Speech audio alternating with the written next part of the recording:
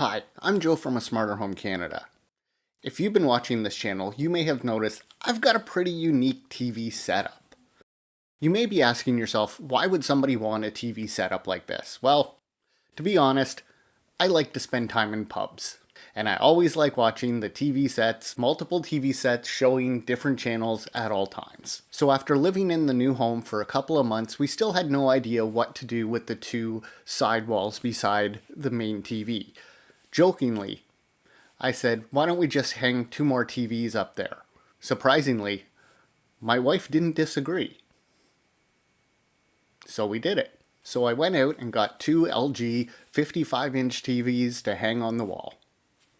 Hung them up, tried to get them to work. That's when I started running into problems. See, this remote that controls the left TV, when I hit the power button, it turns off my Roku.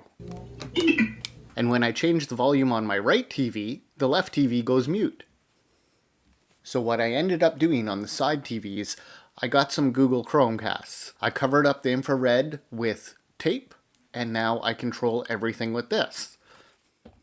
And this. And this. And that's the way I've been doing it for the last couple of years. And it's worked out pretty good, except for my kid likes to chew on the case of the remote. Strange kid. I really wasn't looking for another solution, but about a week ago I was contacted by Sofabaton wanting me to do a review of their remote. And I figured this might be the solution. Now, I haven't tested it yet, so you're going to come along with me for this ride, see if this will fix my 3 TV problem.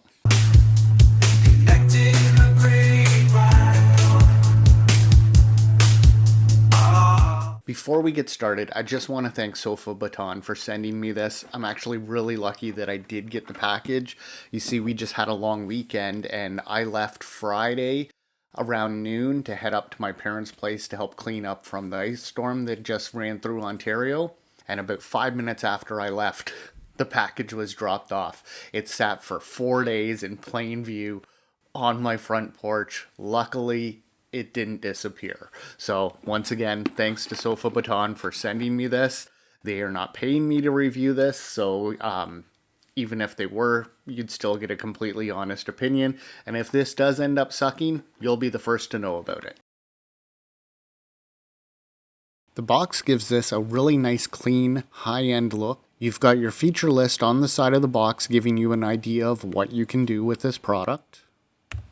One key feature is that it is compatible with over 500,000 devices. There's some info on the back about the remote and the hub, along with some QR codes that you can use to download the Sofabaton app.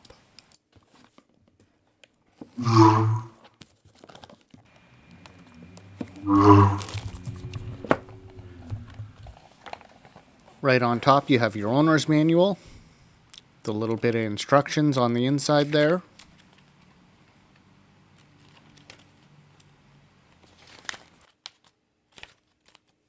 Next you have the remote itself. I must say it looks really nice. Kind of looks like a Fire Stick on steroids. Has a good feel to it. The buttons respond fast, and hey, it came almost fully charged.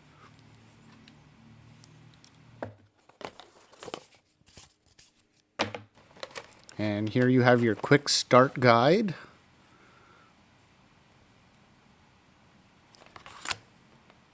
These look to be the IR blasters. Hokey religions and ancient weapons are no match for a good blaster at your side, kid. So they must plug into the hub, and then it looks like you can stick these wherever you want them.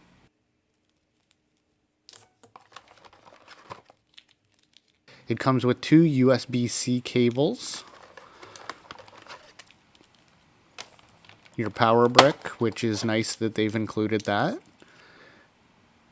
And then you have the hub itself here.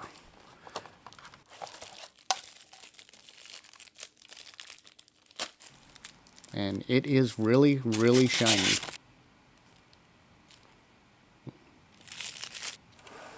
So this is everything you've got in the box.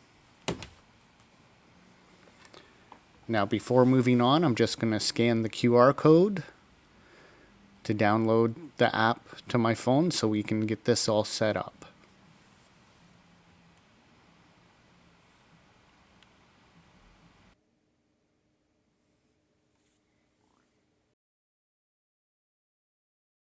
Once you have the software downloaded, installed, and you're logged in, first thing to do is set up the hub. And to do that, you're going to select the X series remote system, since that's the one we're using, the X1S Smart Remote. Just click on that and set up the new hub. You just have to hold the button down for a couple of seconds. Once the light's flashing, connect up to your Wi-Fi, and that's it. So real simple to do that way. And now you're ready to add your first device. The first device I'm going to add is my Roku, because that's the main TV. There is, however, one step you have to perform before connecting the Roku, because Roku is over Wi-Fi. So you have to allow access to the Wi-Fi through the Roku menu on your TV. And I'm just going to do that right now. You go to Settings, all the way down to System, Advanced System Settings, Controlled by Mobile Apps. You're going to go over to set this to permissive, and then hit Yes Allow.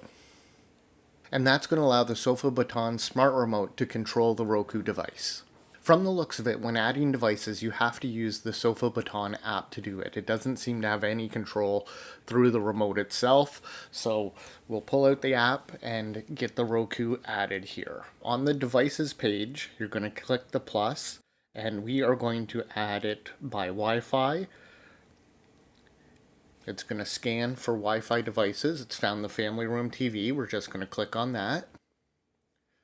This is the step that we just did there, so we can just go ahead and skip that. We can change the icon. We're going to change it to the Roku and just hit complete. It's configuring the file, and now it's syncing to the remote. The current setting on the device is not configured, so we're going to change that. It says here, before creating an activity, you need to complete the device's power settings. So we're just going to click on where it says power settings, and you choose what state the power is going to be on. And I'm going to put this on, probably stay on unless the power button is pressed. Press next, and the Roku only has one power button. So only a power key, different action. Not really sure which one to choose here. Let's do the first one there. Press the test button, and it did turn on, so that's good. And we're just going to hit complete. It says success, so that's a good sign. Now let's check the remote. And on here, we now have a family room TV.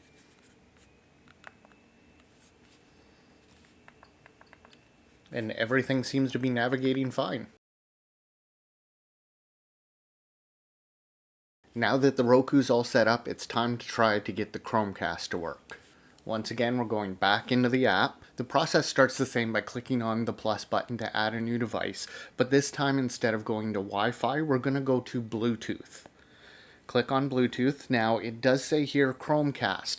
When I first started looking into the Sofabaton, it didn't have Chromecast support directly. There was a workaround. You could go to other, get it programmed in. So I was all ready to do that. But I'm very happy to see that the Chromecast is now supported right in the app itself.